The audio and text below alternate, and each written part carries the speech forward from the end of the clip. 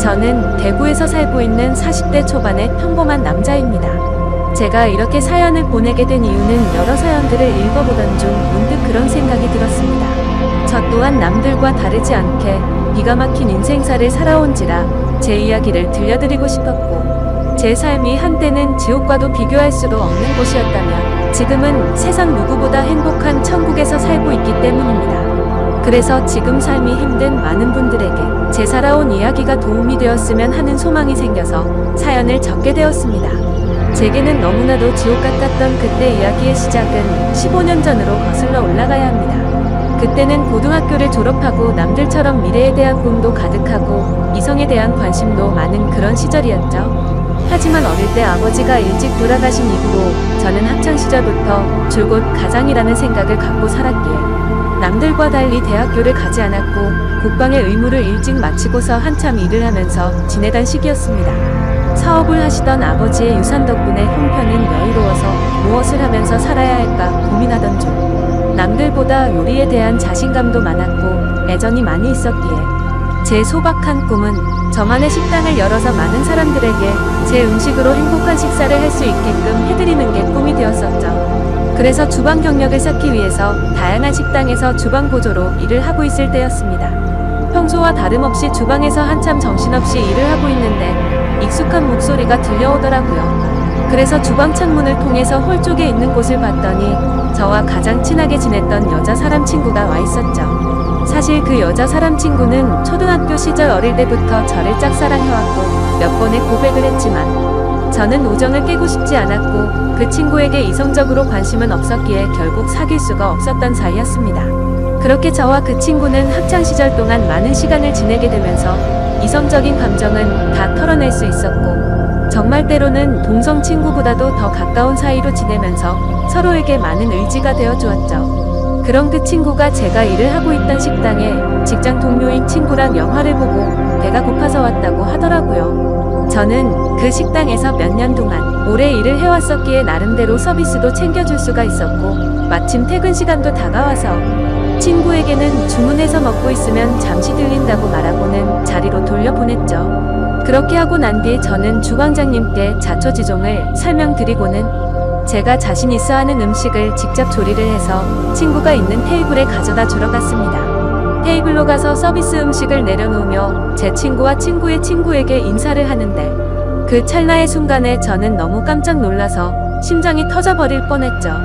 왜냐하면 친구와 함께 온 친구에게 첫눈은 그때까지만 해도 흔히 말하는 첫눈에 반했다는 말들이 너무 시시껄렁한 이야기일 거라 생각했었고 사람의 감정이 어떻게 한순간에 빠지냐고 생각을 했고 그 생각을 주변에 그런 말들을 하고 다니던 저였습니다. 하지만 그녀를 통해서 사람은 첫눈에 사랑에 빠질 수가 있다라는 걸 깨닫게 되었던 겁니다. 거짓말 조금 보태서 이야기를 하자면 그때 당시에 가장 인기가 많았던 전지현과 너무나도 닮은 외모였었죠. 저는 식은땀이 날 정도로 당황했지만 아무렇지도 않고 괜찮은 척하면서 서비스 음식에 대해서 저만의 방식으로 친절하게 안내를 해주었고 맛있게 먹으라고 인사를 건넸죠. 그러자 친구의 친구인 그녀는 이렇게 맛있는 음식도 해주셨는데 안 바쁘시면 같이 드시자고 하더라고요. 그제서야 여자 사람 친구도 덩달아서 같이 먹자면서 앉으라고 하더군요. 그 제안이 너무나도 기뻤지만 일단 당장은 당황한 제 마음을 추스르고 싶었고 하루 종일 일하느라 땀 냄새, 음식 냄새가 배어있는 후질근한 주방 복장 대신 제 사복으로 갈아입고 싶더라고요. 그래서 전 그러면 지금 퇴근 시간이니까 옷만 갈아입고 잠시만 앉아있다가 간다고 말을 했죠. 그렇게 저는 조금이라도 더 그녀와 시간을 보내고 싶은 마음에 순식간에 탈의실에서 옷을 갈아입고 혹시나 하는 마음으로 챙겨두었던 향수까지 골고루 뿌리고는 그녀가 있는 테이블로 갔습니다. 자리에 앉자마자 그녀는 여기서 나온 메인 음식보다 제가 해준 서비스 음식이 훨씬 더 맛있다면서 갑작스럽게 엄지손가락을 축혀 세우더니 최고라고 말을 해주더라고요. 그런 귀여운 모습에 제 마음은 이미 그녀에게 풍덩 빠져버리고 말았던 거죠. 그리고 나서 서로의 간단한 소개들을 하게 되면서 그녀는 저희 동네와 가까운 곳에 살고 있다는 사실도 알게 되었고 그녀는 저와 다르게 사람들을 편하게 해주는 밝고 긍정적인 에너지가 넘치는 여자였습니다. 그래서 초면인데도 불구하고 어색한 순간이라고는 전혀 느끼지 못할 만큼 급속도로 친해지고 있었죠.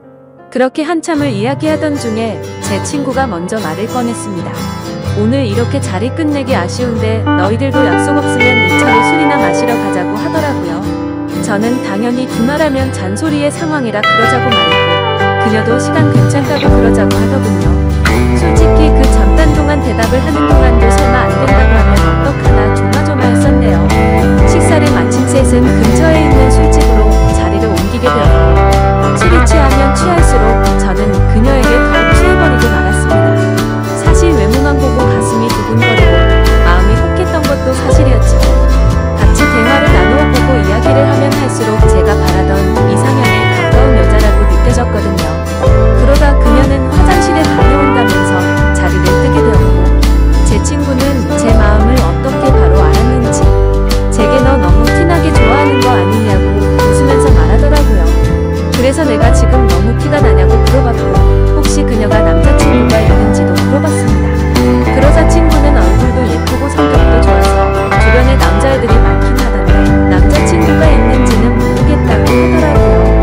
그러면서 친구는 잠시 동안 가만히 있더니 저를 보고 묻더라고요. 보수적인 성격으로 저렇게 인기 많은 여자애랑 괜찮겠냐고요.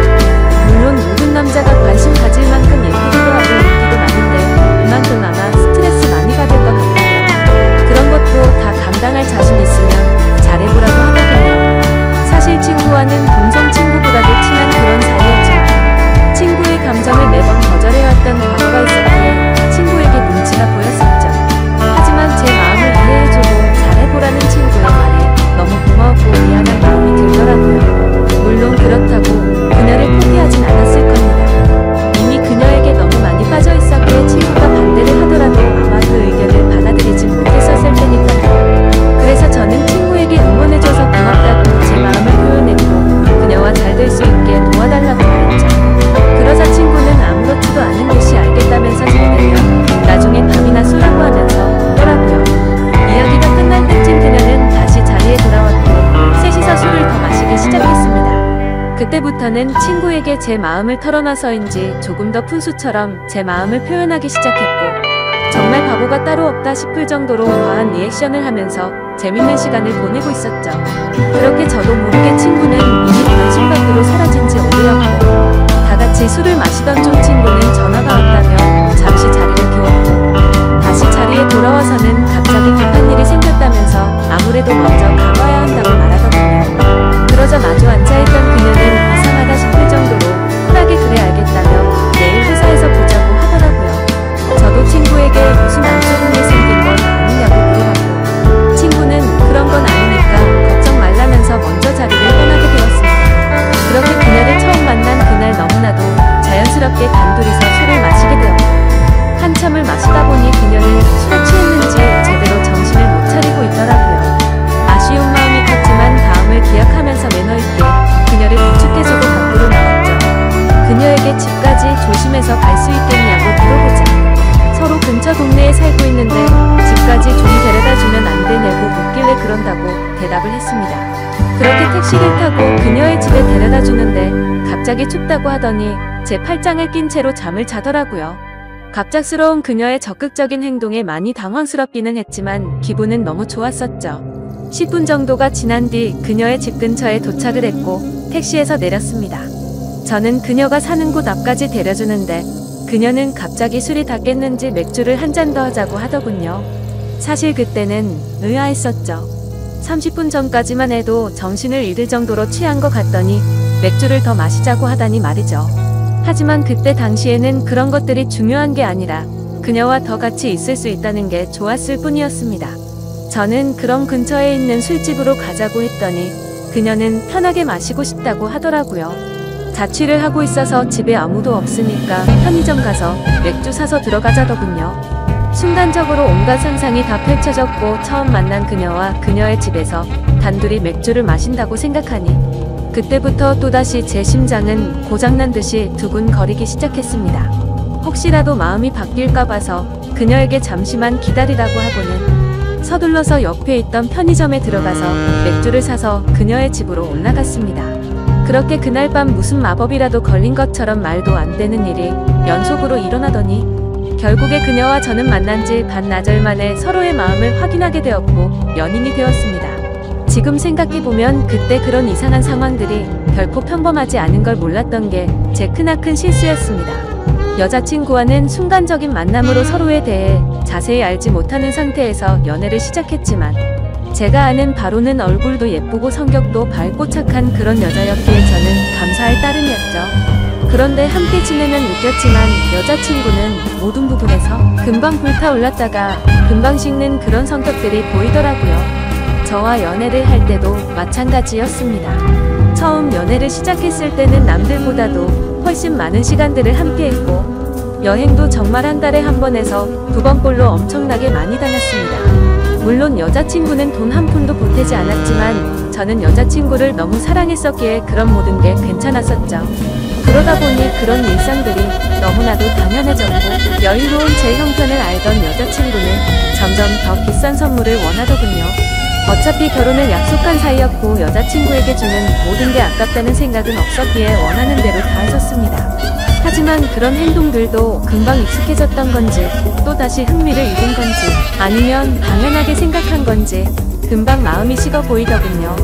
그렇게 지내던 중 여자친구는 또다시 주변의 또래 친구들이 결혼하는 모습을 봐서 그런 건지 결혼에 대한 생각이 급격히 불타올랐던 건지 뜬금없이 갑자기 결혼을 하자고 먼저 말하더군요. 어차피 내년쯤에 이야기를 하고 결혼을 하려고 생각은 했지만 조금은 당황스러웠죠. 하지만 제 모든 걸 다 바쳐도 아깝지 않았던 여자였기에 그러자고 대답을 했고 결혼식도 속사포로 진행이 되었던 것 같습니다. 여자친구는 곧바로 예식장을 알아보았고 6개월 뒤로 예약을 잡을 수 있다고 하더니 저희 커플은 하루아침에 6개월 뒤 부부가 되는 거였죠. 그렇게 급박하게 준비하던 탓에 정신없이 시간이 6개월이 훌쩍 지나가 버렸고 결혼식을 며칠 앞둔 어느 날이었습니다. 여자친구는 결혼 전에 친구들과 저녁을 먹고 온다고 나가더군요. 그때는 이미 여자친구와 신혼집에서 같이 지내고 있었기에 여자친구를 배웅하고 저는 집에서 있었고 그렇게 연락을 잘 주고받다가 저녁 11시가 넘어가면서부터 연락이 되지를 않더군요. 저는 그때부터 점점 초조해졌고 혹시라도 무슨 일이라도 생긴 거 아닐까 싶어서 정신 나간 사람처럼 여자친구의 친구들에게 연락을 하기 시작했습니다. 하지만 그 연락을 통해서 충격적인 사실을 알게 되었고 저는 당장 집 밖으로 뛰쳐나갔습니다. 친구들과 저녁 6시부터 만나서 밥을 먹고 술을 마신다고 했던 여자친구의 말과 다르게 저녁을 다 같이 먹고 나서 저녁 8시가 되기도 전에 전부 헤어졌다고 하더라고요. 도대체 무슨 생각으로 거짓말을 한 건지 이해가 되지 않았지만 그때 문득 들었던 생각은 이건 다른 남자를 만나서 거짓말을 한 거다라는 확신이 들었던 거죠. 그 생각이 들고부터는 주체할 수 없을 정도로 분노가 치밀어 오르더군요. 그렇게 무작정 약속이 있었다던 장소로 가서 술집이라는 술집은 다 들어가 봤고 몇 시간 동안 아무리 찾아봐도 여자친구의 흔적은 전혀 보이지가 않더라고요. 어쩔 수 없이 저는 다시 집으로 돌아왔고 새벽 3시가 넘었는데 그때까지도 여자친구는 집에 들어오지를 않았더군요.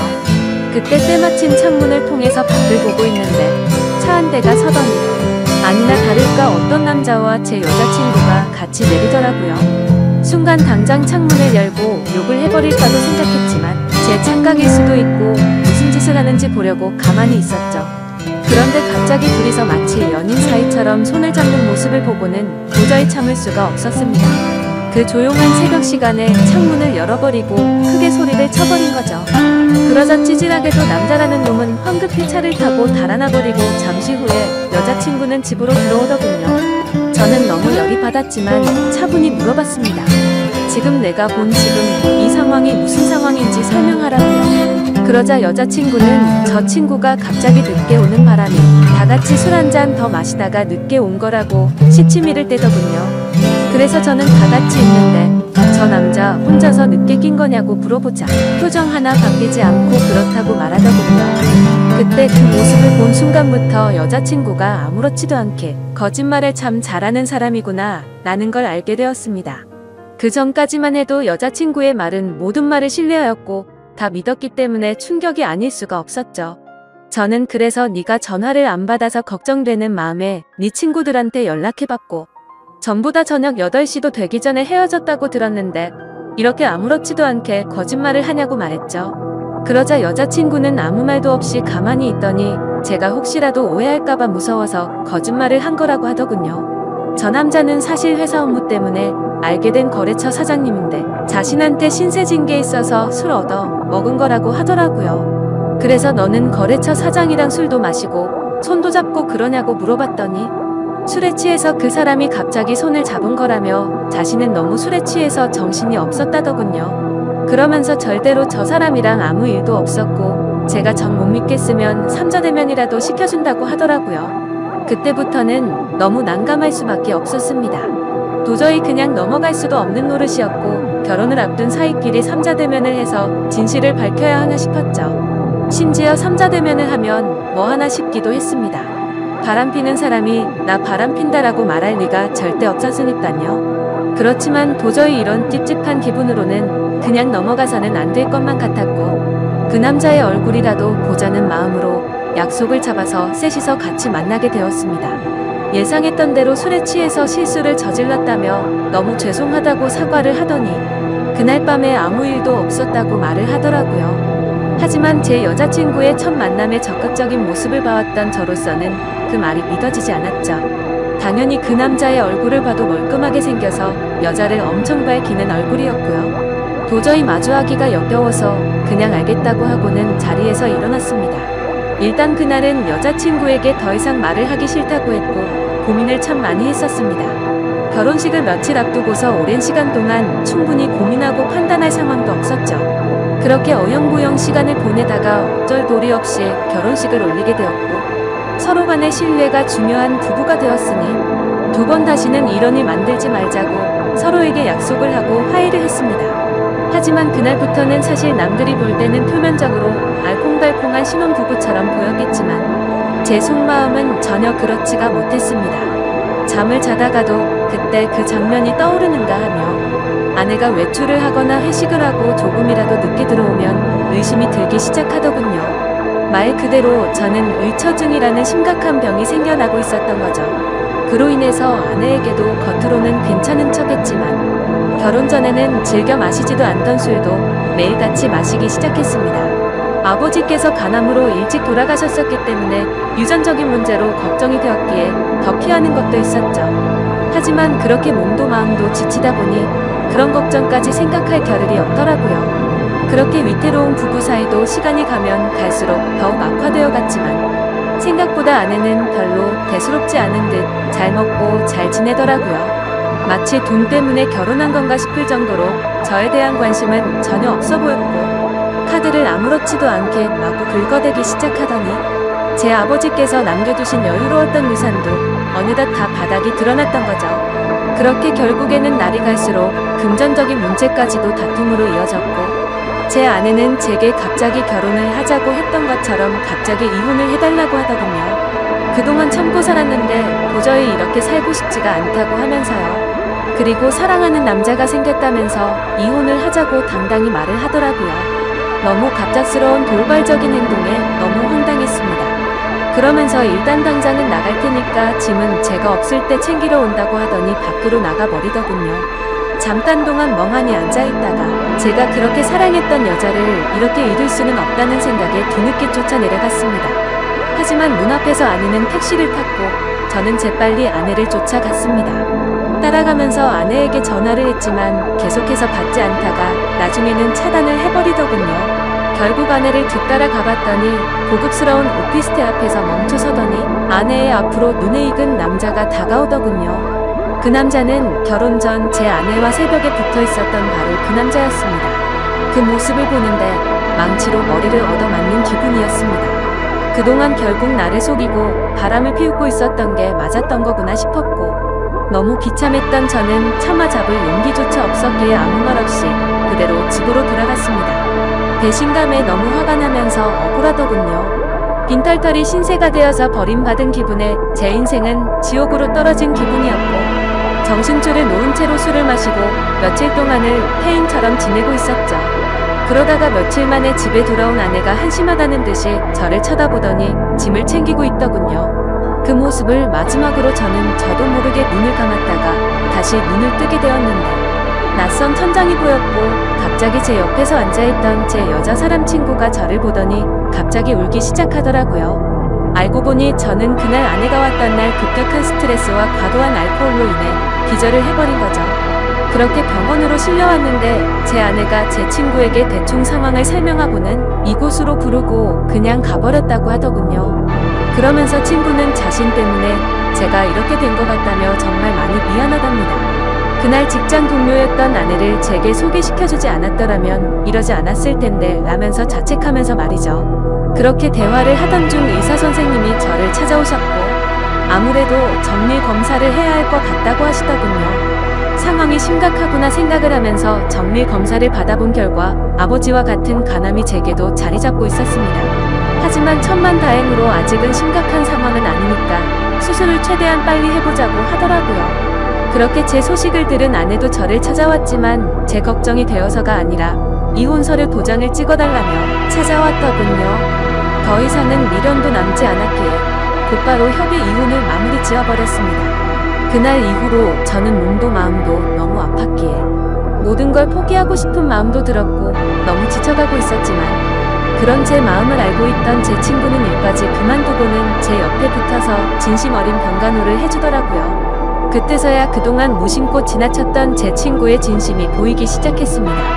어릴 때부터 항상 제 곁에서 묵묵히 저를 위해서 위로해주고 아껴준 유일한 사람이었다는 거요.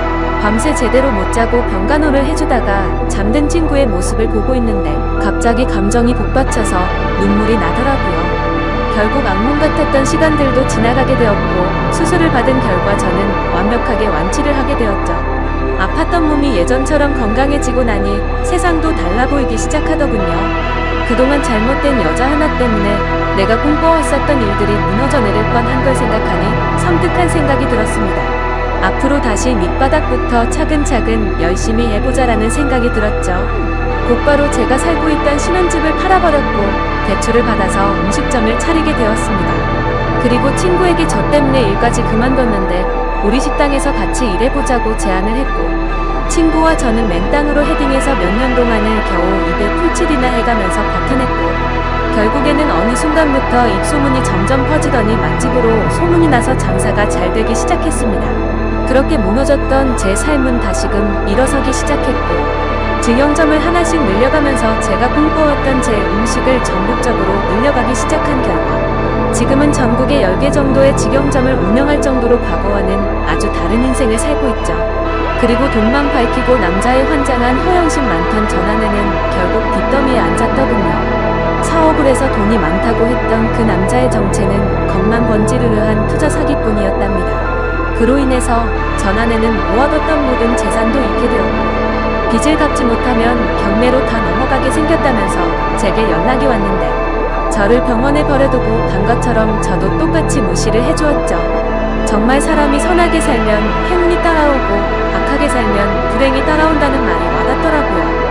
그리고 가장 중요한 제 여자 사람 친구는 어떻게 되었냐고요? 저와 함께 힘든 시기를 같이 겪으면서도 힘들다는 내색 한 번도 안 하면서 묵묵히 저를 지켜준 그 친구는 지금의 제 아내가 되었습니다.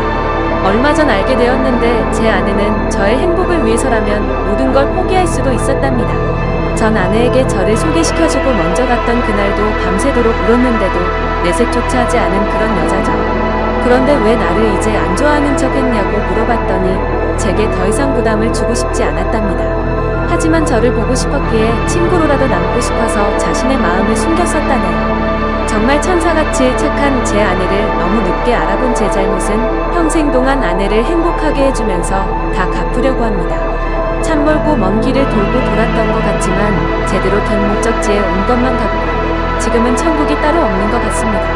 부디 저처럼 엉망진창의 지옥 같은 인생을 살다가도 사람 인생이 바뀔 수도 있는 거니 이 글을 통해서 많은 분들께 힘이 되었으면 좋겠습니다. 제 사연을 읽어주셔서 감사드립니다.